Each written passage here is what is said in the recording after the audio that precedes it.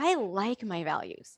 I like the integrity with which I show up in the world with those values. Talk to me about self-criticism.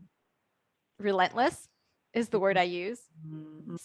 all the time. And it's really difficult to put work out in the world that I know is going to help a lot of people, but is not perfect yet.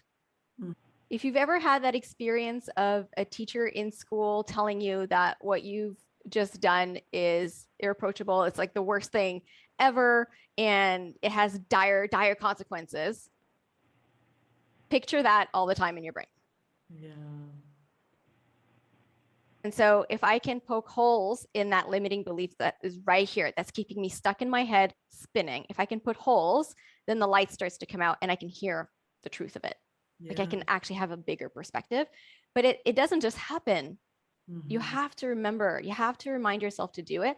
Failing is that because the inner critic is so relentless, using the word again, it's so relentless, and especially when I was younger, that you're not good enough, you will never measure up, look at what you've done now. That whole narrative that just keeps on eating in your subconscious the entire time, and you go, this isn't true, this isn't true. So you're fighting that the entire, you're fighting the voice of the critic while you're trying to be productive and allowing yourself to make mistakes. But when you do make mistakes, see, I told you, but I told you. So what it sometimes does is it just paralyzes you because you don't try anything, because you don't want to fail, or you don't want to be seen to be failing, because it's something that you should be good at because you're good at other stuff, right?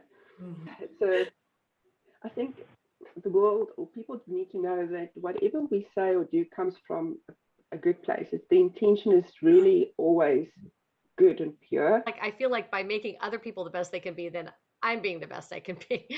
So it's this complicated relationship with that I'm kind of always making a set of rules that are kind of there. And that's one way I really know that I'm a one, that I've learned that I'm a one, is that it's really hard for me to make decisions without a sense of either following the rule or knowing what's good or right to do.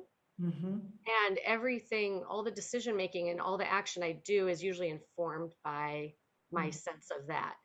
If there's not a right or wrong or a good or a bad or a rule to be followed, I am not sure what to do. And so I'll create some way of making a decision that hinges upon something that I've decided is right or good. Or I think integrity is a big thing for me, and I love that I'm action oriented around my integrity.